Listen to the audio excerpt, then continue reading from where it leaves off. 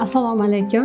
Men ushbu ta'lim muassasasida psixolog vazifasida ishlayman. Abdurahmonov Suhraxon Abduraevovna bo'laman. Bizning 9-sonli davlat maktabgacha ta'lim tashkilotimizda yozgi sog'lomlashtirish davri tizimli reja asosida tashkil etilgan.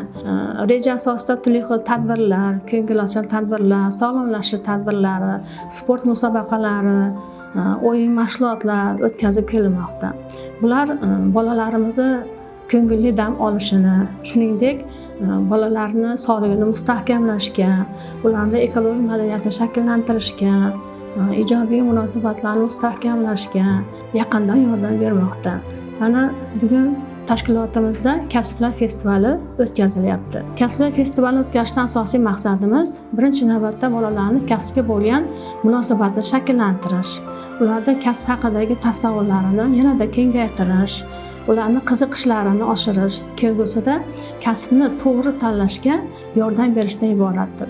Shuningdek, ota-onalarimizni ham, pedagoglarni kasbga yo'naltirish jarayoniga jalb qilishdan iborat.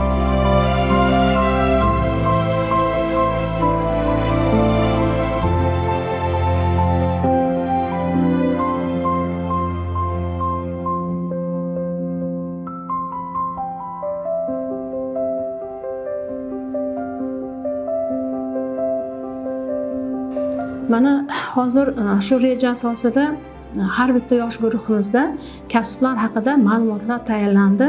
Har bir guruh muayyan bir kasbni tanlab, shu kasbga xos bo'lgan xususiyatlarni, jamiyatda qanday o'rin egallaydi bu kasb, o'ziga xos tomonlarini turli ko'rgazmalar vositasida, o'yinlar, turli chiqishlar yordamida namoyish qildi.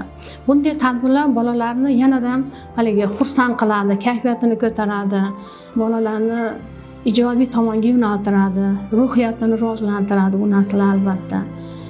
Bunday tadbirlar bolalarni kelgusida yaxshi munosib inson bo'lishga yaqindan yordam beradi. O'ylaymanki, yangi O'zbekistonimizda kelajagi bo'lgan bolalarimizni yanada rivojlantirishda bunday tadbirlarimiz albatta yaxshi natija beradigan umiddaman. Kasblar tanlashda biz bolalarni har bir kasbning o'ziga xos xususiyati bor bilamiz, hamda jamiyatda qanday o'rin tutadi.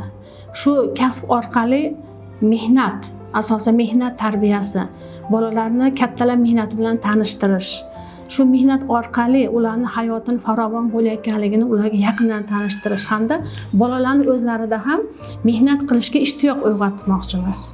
Maqsad shu. Bizning bog'chamiz mana ko'rdinglar, juda katta hajmda, o'zi 180 quvvatga ega bo'lsa-da, lekin 220 ta bolani qamrab olgan.